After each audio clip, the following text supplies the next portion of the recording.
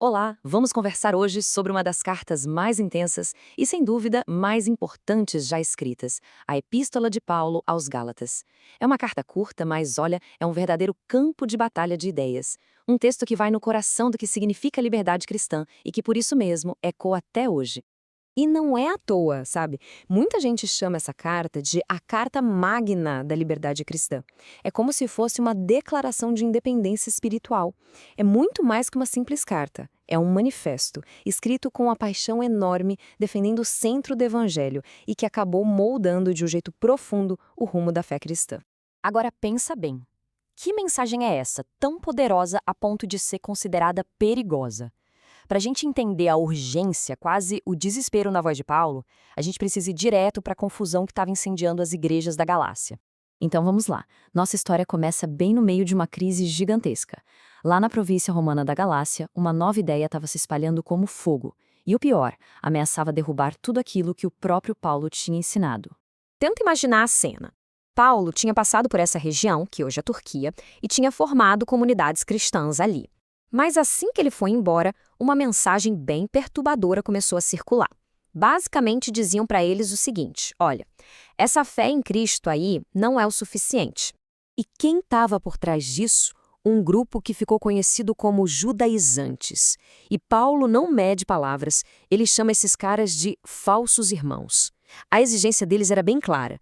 Se uma pessoa não judia quisesse ser salva, não bastava ter fé em Cristo. Ela precisava também seguir as regras da lei de Moisés.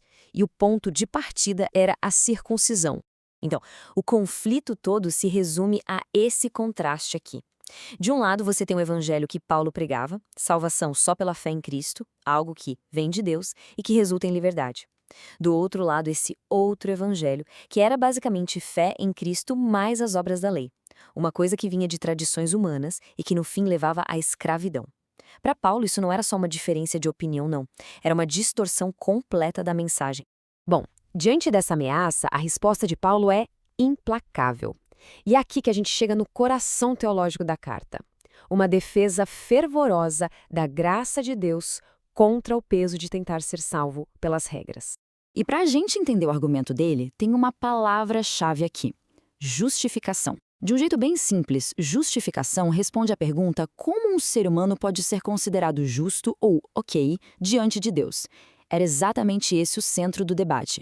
E a resposta de Paulo é direta, cristalina.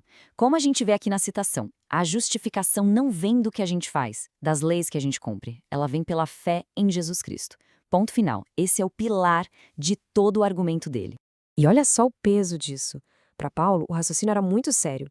Se para ser salvo a gente precisasse adicionar qualquer coisinha à fé, nem que fosse só a circuncisão, isso significaria duas coisas terríveis. Primeiro, que a graça de Deus não seria mais graça. E segundo, que a morte de Cristo na cruz teria sido em vão. Ou seja, a coisa não podia ser mais séria. Isso, claro, levanta uma pergunta bem óbvia. Ué, se a lei não serve para salvar ninguém, para que ela existe então? E a resposta que Paulo dá para isso é uma das analogias mais fantásticas e esclarecedoras que ele já usou. Paulo diz que a lei foi como um pedagogo. Naquela cultura, um pedagogo era geralmente um escravo que tinha uma função bem específica: cuidar de uma criança e levá-la em segurança até o seu mestre ou professor. A função da lei, então, não era salvar. A função dela era nos mostrar que a gente precisava de um salvador. Era um guia temporário, feito para mostrar nossa incapacidade de sermos perfeitos e, no fim, nos levar até Cristo. E isso nos leva direto para as consequências práticas de tudo isso. Se a salvação é um presente, o resultado é um tipo completamente novo de liberdade. Mas vamos lá. O que essa liberdade realmente significa? Para Paulo, liberdade cristã não tem nada a ver com anarquia, com fazer o que der na telha.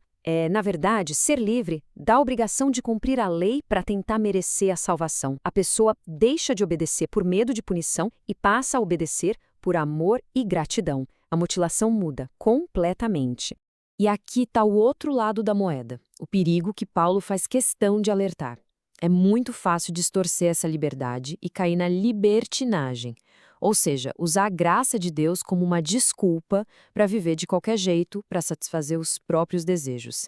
É a confusão total do que a verdadeira liberdade significa.